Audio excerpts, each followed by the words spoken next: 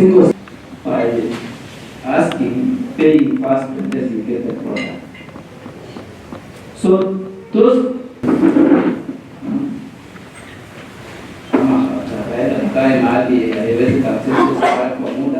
courts, there are array of so many premises, including streets, public streets, street owners, you can see how you can, in your strategic, it's actually a question of enforcement. You just plan for an enforcement, then you just for roads. Next.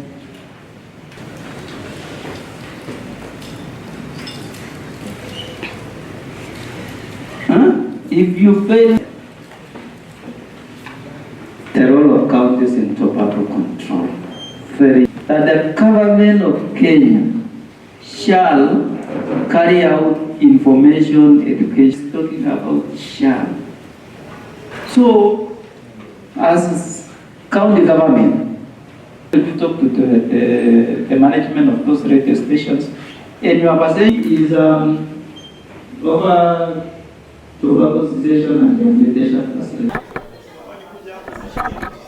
Our agenda on in this county was to revive the war on tobacco control, especially more so in terms of the campaign that we intend to intensify in terms of controlling the use and abuse of tobacco and tobacco related products and even nicotine products. We look forward to reduce this because we've had an experience of an upsurge in terms of use of some of these products, and we wish for them to be controlled because they affect the health of our people.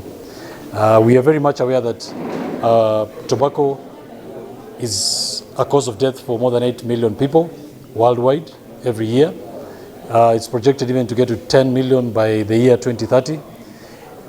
In our Kenya situation, we are very concerned, especially more so because of the effects it's having on our productive age group between 30 and 69, because most of the deaths as a result of tobacco within our active and productive age group of 30 to 69 causes 50% of accounts for 50% of the deaths caused by tobacco. Secondly, we are also concerned with the other part of the population, especially the youth between 15 and 35, more so because this is at the point at which the youth are initiated or influenced to start use and abuse of tobacco and nicotine products. Is also some products which the tobacco industry has by and large tried to introduce by circumventing the existing laws. We are also going to look at the review of the existing laws to avoid that circumventing. I'm sure most of us have come across items such as nicotine pouches, the lift item. We are seeing a growing use of shisha, which is already banned. And we are also seeing a bit of initiation of young people using other means, including this being an entry towards the harder drugs. We know very well tobacco forms the entry towards harder drugs, because once you start with tobacco, then you want to look for something more sensational or something stronger to be able to go along this. Beyond that, some of the new products are laced with contrabands, including cocaine, including hashish, including even marijuana, and it's really affecting the youth. If you look around, you see a lot of our young people affected by the use of some of these drugs that starts with the use of tobacco products such as cigarettes, that leaves them not being as productive as they would be in society. There before, the enforcement teams were doing a very good job. Along the way, I think a few things changed. But suffice to say that, allow us to say that we want to now reignite that fire, we want to reignite that fight, so that we can save the lives of our young people, especially the young people, the mothers, and also the children, and even the productive age group that we've talked about that is being affected by this. All of us have come across relatives, friends, acquaintances, workmates that have been affected by the use of tobacco, where we are forced to foot the increasing medical bills and all that. Well, the industry might say it's contributing to the economy. True, it is contributing to the economy with a few billions here and there. But ask yourself, who mops up the mess they leave behind? Because even it's clearly been shown by studies, for every 1 shilling, the industry portends or says they've given to the economy, the health sector is required to use another 3 shillings to mop it up in terms of rehabilitative services, in terms of even treating things like cancers that are very expensive. Actually, every time you go out as a young person, 86% of you are exposed to that smoke, not because they are smoking themselves, but it's because other people within that area are subjecting you to that. I know you know very well, even the popularly known shisha by itself, you can imagine one session of shisha that is 500 shillings is equivalent to smoking 100 cigarettes at that position of the same day, telling you that you're not growing yourselves in any way, but you're destroying yourself further at your own cost and at your own peril. The Tobacco Control Act is something that came up some times back.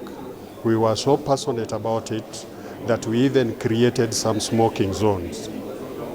And down the line, everybody from law enforcers to prosecutors and even the community itself became laxed, and we have relapsed in our enforcement of that law.